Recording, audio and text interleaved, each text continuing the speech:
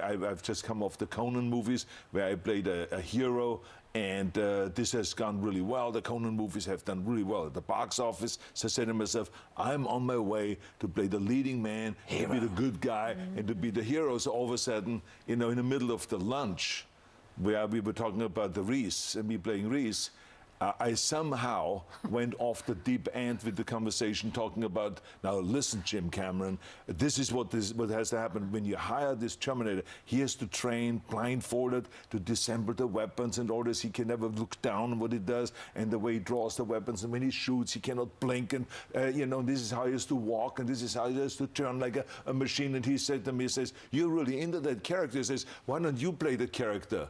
And I said, I hope I didn't open my mouth too much here. I said, no. This guy only has 27 lines.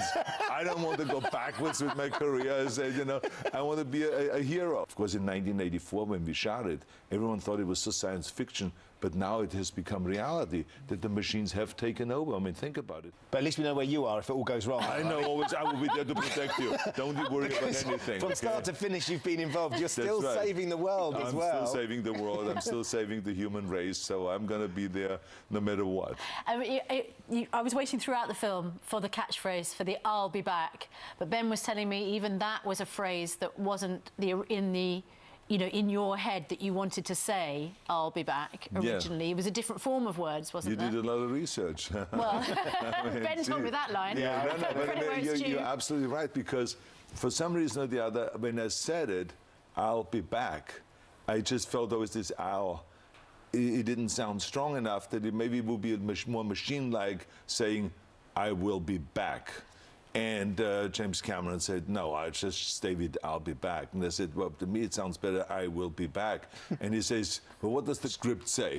And then I said, it says "I'll be back." And he says, then say it. That's what I wrote. Don't change my script. I don't change your acting. So it was one of those things. So anyway, we ended up with "I'll be back." And he promised me he shoots it 10 different ways. And then he picked one. And I mean, I had no idea when I said it that this line will become the most quoted and repeated line in movie history. I had not the foggiest idea. When I came out of, when they screened the movie for the first time, and the movie came out, Terminator 1, and people came up to me and said, say "I'll be back," and I would say "I'll be back," and they said, no, the way you said it in the movie, I loved it. And I said, okay, "I'll be back," and they said, yeah.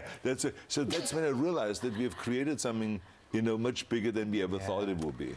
But one of them, of course, is to protect the machines, and the other one is the one that protects the human race. So they were programmed differently, both of those cyborgs. So that's what creates the drama, and then a huge battle, a huge fight scene there. Me against myself. I just didn't know who to root for in this case.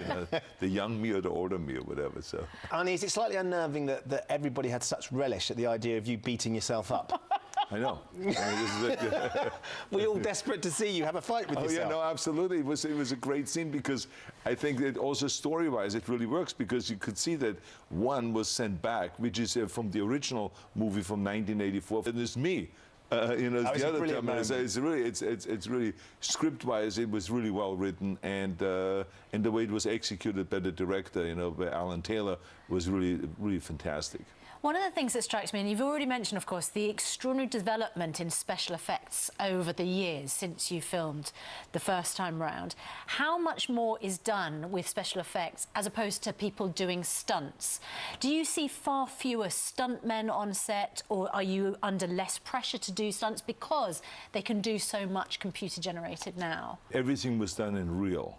In real action. We did the fight scene in real action. I was thrown around, and did a lot of the stunts. Then when it gets to really dangerous stunts, then you have stuntmen take over, because they're much more skilled and they are there to take those kind of risks. They're less valuable, aren't they? That's right, exactly. But then they add to that the visual effect. If it is an elbow injury or shoulder injury or knee injury or an ankle injury or something, or you cut your head open because, through some crazy thing, you just bang your head into the camera when you do the stunt. So this happened to me 2 or 3 movies ago, where I was like bleeding in the middle of the scene. Then we had to go to the emergency room, get stitched up, and kind of put makeup on it, and then continue on with the fight scene and stuff like that. So those things happen. But look, it's all fun. I mean, you know, I can never feel sorry for myself with all the hard work you do in a movie, because you still, you know, you have your 40-foot trailer and you have your rest periods and all of those kind of things, and it's fun to do. It's all about they're watching it on their phone, you know, while they're skateboarding to work on their hoverboard. I don't know what the young people are doing. The film of The Office. Right. It's not the film of The Office, no. It's Ricky doing a film about David Brent.